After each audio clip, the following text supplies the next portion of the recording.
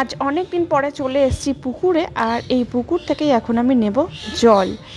Hello everyone, আজকে সোমবার 28শে জুলাই, আর আজকে হচ্ছে শ্রাবণের দ্বিতীয় সোমবার। সবাইকে সোমবারের অনেক অনেক শুভেচ্ছা।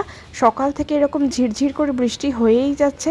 অ্যাকচুয়ালি আবার গতকাল থেকে নিম্নচাপটা শুরু হয়েছে। সকাল সকাল একদম 7:30টার মধ্যে স্নান টান করে চলে এসেছি পুকুরে। এই পুকুরটা আমাদেরই পুকুর, আর এই পুকুর থেকে এখন নিয়ে নিচ্ছি জল। বর্ষায় দেখুন একদম কানায় কানায় জল পূর্ণ হয়ে রয়েছে, তার সাথে কচুরিপানাও। তো সেই জন্য আর লাস্ট সিঁড়ি অবধি নামতে হলো না, তার আগের সিঁড়ি থেকে জলটা পেয়ে গেলাম। আর এখন ঢালা হবে বাবা রুদ্রনাথের মাথায় জল, কারণ এই বাবা রুদ্রনাথকে স্থাপন করা হয়েছিল শিবরাত্রির সময়তে। শিবরাত্রির সময়তে খুব ভিড় থাকায় ভালোভাবে পুজো দিতে পারিনি। ভাবলাম আজকে একটু ভালো করে অভিষেক করা যাক।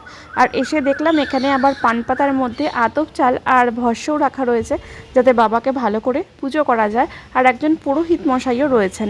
তো ভালো করে বাবাকে অভিষেক করে ভস্য এবং আতপ চাল দিয়েও বাবার পুজো অর্চনা করে পুরোহিত মশাইয়ের কাছে দিয়ে দিলাম। নামগোত্র দিয়ে ভালো করে পুজো। এইভাবে আমাদের দ্বিতীয় সোমবার খুব সুন্দর করে উদযাপন হয়ে গেল। সবথেকে বেশি ভালো লাগলো পুকুরের জল দিয়ে অনেক দিন পরে গাছের তলায় এসে বাবার মাথায় জল ঢালতে পারলাম।